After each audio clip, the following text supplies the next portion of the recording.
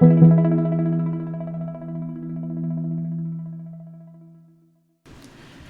hi guys. It's Gina again from Day One Media, and today we are going to talk about what is the best way to make a PowerPoint presentation.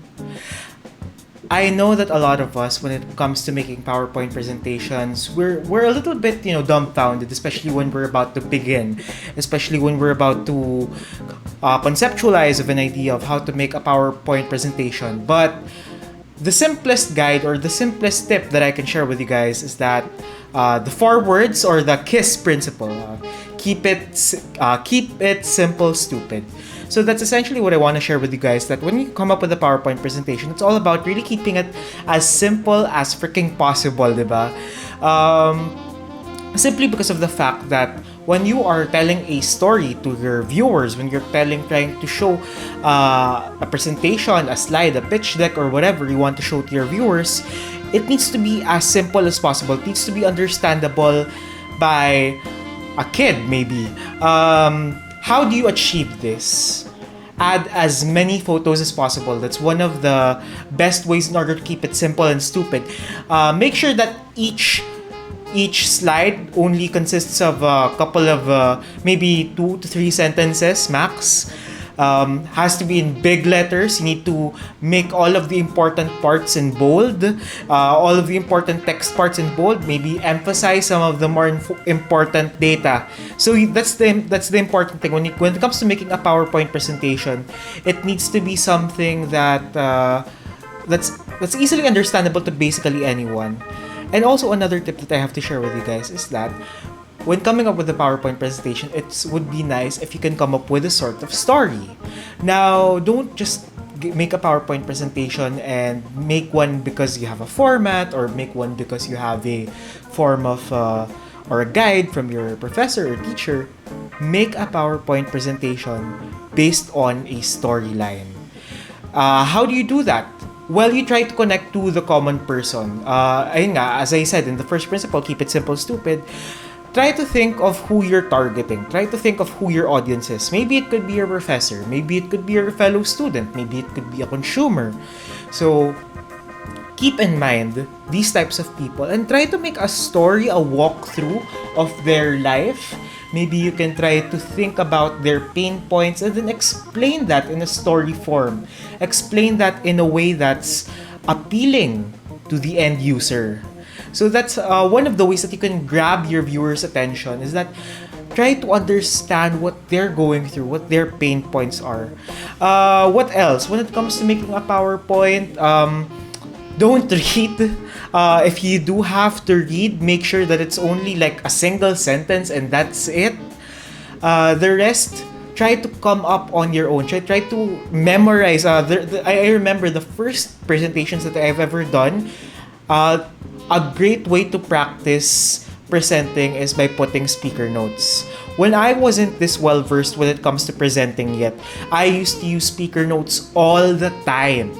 So, pag magpe-present na, lalo na this was in high school, lalagay ko sa PowerPoint sa ilalim, parang gagawa ko ng mini script. Gagawa ko ng mini explainer sa ano yung parang paano ko or what's the topic about. So, sa mini explainer na yon, I'll repeat it over and over again in my mind. And then when it comes to present, if I don't have the speaker notes, well, I'll just present it anyway. Pero if I do have the speaker notes, at least I have something to look down from. So at least nga, parang gumawa na ako ng story beforehand, and then I put it into speaker notes, and then now I'm able to present it more fluently and without the need to look at the slide behind me, because we're trying to avoid that. When we are presenting, we're trying to avoid looking at the slide behind us, and then it makes you look like you're unprofessional. It makes you look like you're not ready for it. So when presenting, make sure that you know what you're saying, make sure you know your story, and of course yun nga, having a story, so you already have your pain points, and then you need to come up with your solution. You need to really reel it in, your solution or parang your point. It doesn't have to be a point. If it's like an investigative project or like a research, you need to reel in your solution na, so what now? how can we solve this problem? How can we solve this pain point of this user, consumer, whatever, and then reel in this solution of yours, or parang reel in the results of your study, and then say that this study can help the lives of ganto ganyan. This research can help make the infrastructure, or make my field of study more a lot better. So yung mga ganong bagay. So ipagsama nga natin, tignan mo where those 2 points align, and then really gravitate towards that and emphasize the numbers, especially if you've worked on numbers, especially if this is a research. Emphasize on the numbers, put it in big bold text, especially for example, this can increase profits by 150%. You put the 150% in big bold text, and for other data, you just write it down, and you just make sure that it's emphasized in your presentation. So I hope you learned something from my video today. It was very simple, diba? Kung isipin nyo, it's something that anyone can do. It's something that everyone can relate to, making PowerPoint presentations. Because coming up with a good presentation is everything if you want to sell your idea, if you want to sell your research, if you want to make sure that your thesis professor is more acclimated towards your study and actually appreciates your study. So yun lang naman. It's a very, very, very simple, short video on how to make your PowerPoints better. I hope you learned something today, guys, and I hope that you enjoyed watching this video. If you did, please like and subscribe, and hope to see you guys in the next video. This has been Gina, and this has been Day One Media. See you guys.